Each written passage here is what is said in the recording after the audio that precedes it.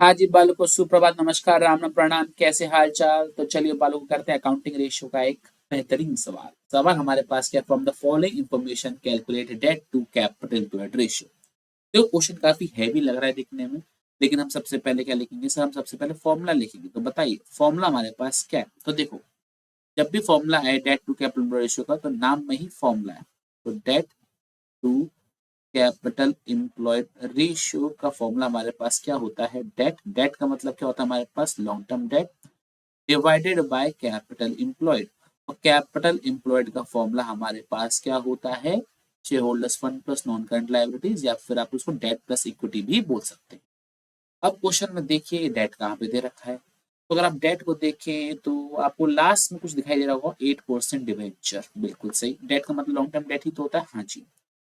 तो डेट का मतलब क्या हो गया हमारे पास?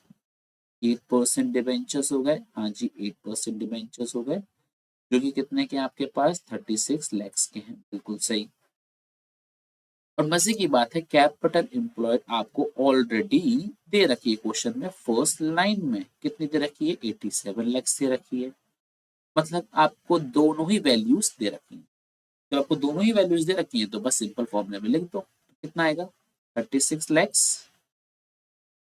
Divided by 87 lakhs। और आप जरा इसको अगर आप कैलकुलेट करें, 36 lakhs डिवाइडेड बाय 87 lakhs, तो आपके पास आंसर आएगा 0.413, जिसको आप शॉर्ट में 0.41 ही लिख सकते हैं।